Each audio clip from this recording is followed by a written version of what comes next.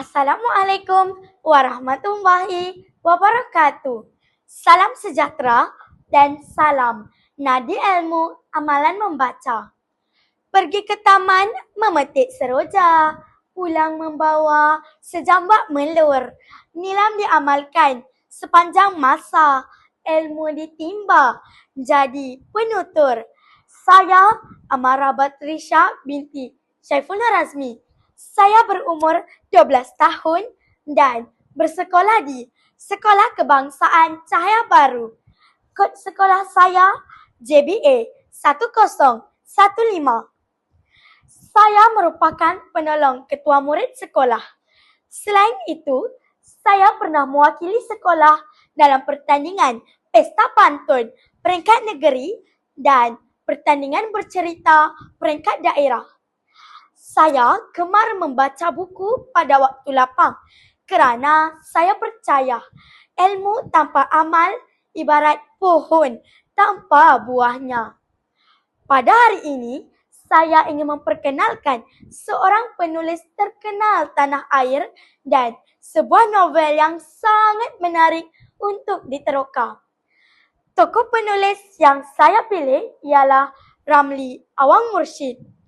Beliau merupakan seorang novelis terkenal Malaysia yang banyak menghasilkan karya berbentuk aksi, misteri dan thriller.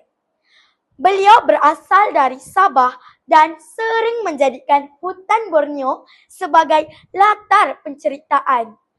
Gaya penulisan beliau sangat mendebarkan, penuh konflik dan mampu membuatkan pembaca berasa seolah-olah berada dalam cerita tersebut. Novel yang ingin saya kongsikan pada hari ini ialah Tombirua Penunggu Rimba. Novel ini mengisahkan tentang seorang lelaki misteri yang dikenali sebagai Tombirua yang membawa maksud penunggu rimba. Beliau digambarkan sebagai seorang lelaki bertopeng yang hidup jauh di pedalaman hutan Sabah. Wajahnya yang cacat menyebabkan dia dipinggirkan masyarakat. Namun, di sebalik rupa yang menggerunkan, tersembunyi hati yang penuh kasih sayang dan keberanian. Tombirua sebenarnya bernama Ejim. Sejak kecil, beliau dibesarkan di dalam hutan oleh seorang lelaki bernama Pondoluo. Ejim dididik untuk mencintai alam dan mempertahankan hutan daripada kerakusan manusia. Hutan bagi Ejim bukan sekadar tempat tinggal, tetapi lambang kehidupan dan maruah. Konflik bermula apabila sebuah syarikat besar ingin membangunkan kawasan hutan tersebut demi keuntungan. Projek pembangunan itu mengancam keseimbangan alam dan kehidupan masyarakat setempat. Tombirua bangkit menentang pihak yang tamak dan tidak bertanggungjawab. Dalam masa yang sama, muncul watak Amiruddin dan Wan Suraya yang turut terlibat dalam konflik pembangunan tersebut. Pelbagai rahsia terbongkar sedikit demi sedikit, termasuk kisah silam Ejim yang sebenarnya mempunyai pertalian dengan individu penting dalam syarikat berkenaan.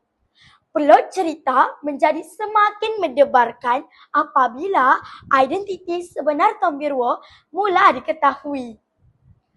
Sepanjang cerita, pembaca dibawa menyelami perjuangan, pengorbanan dan pencarian jati diri seorang insan yang sering disalahertikan. Walaupun dianggap ganas dan menakutkan, Tombirua sebenarnya mempertahankan kebenaran dan keadilan. Daripada novel ini, terdapat beberapa pengajaran yang boleh kita ambil, iaitu kita tidak boleh menilai seseorang berdasarkan rupa paras semata-mata. Walaupun Tombirua kelihatan menakutkan, dia sebenarnya seorang yang berhati mulia. Selain itu, kita mestilah menjaga dan memelihara alam sekitar. Hutan ialah khazanah negara yang perlu dilindungi daripada kemusnahan.